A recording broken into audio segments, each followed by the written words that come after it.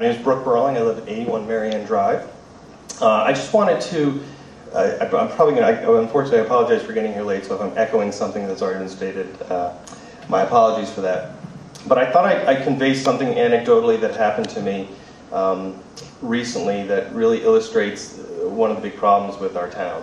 But first I sort of do want to echo the fact that I am in absolute concurrence with a lot of the parents who have stated that developmentally for our young children, sticking 8th graders in a high school environment could be developmentally disastrous.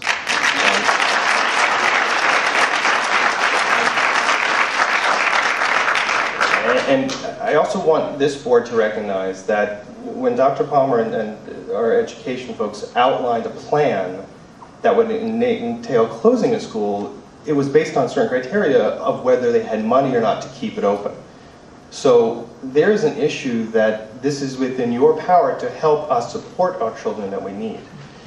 The fact that we're going to be sticking 12 and 13-year-old kids in high school at potentially the most developmental time of their lives really just boggles my mind, because I really do not want to live in a town where we look back 5 or 6 years from now and see an increase in teen drugs and alcohol, teen sexuality, teen suicide, dropout rate. And it just flabbergasts me that we are penny pinching and putting our children at risk because we are trying to save a dime. That's why this town is in the trouble it is, because we have nickel and dimed our budget every single year for I can't remember how long, and we have not invested in our town and our community. And we are beginning to pay the price for that. The anecdote I wanted to convey to you was literally pertaining to just that. I, in my professional capacity, have the opportunity to talk to people around the country, and a lot of times I get phone calls from people who are interested in moving to Connecticut. And one of the questions they're asking me is about school districts. And I recently, within the past few weeks, talked to someone who's relocating to New York as an executive, and he was considering moving to either Trumbull, Monroe, or Newtown. And he asked me about the various school districts. And, oh, are there any children in the room? Sorry. Okay, I'll tone it down there, okay.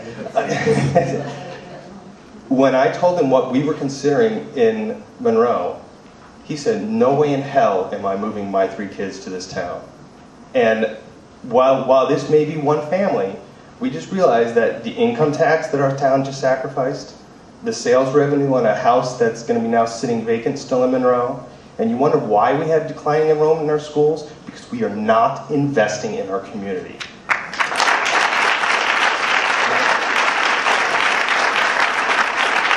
And all I can say in conclusion, it takes a lot of political willpower to stand up and fight for what's right.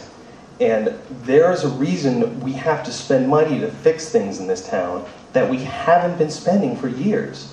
I drive down the same pothole-filled streets that everyone does. The reason they're like that is we, for years, have not invested in our town. But you know what? A child's mind isn't a pothole that can be just paved over. It's developmental, and we can't sacrifice our kids. Thank you.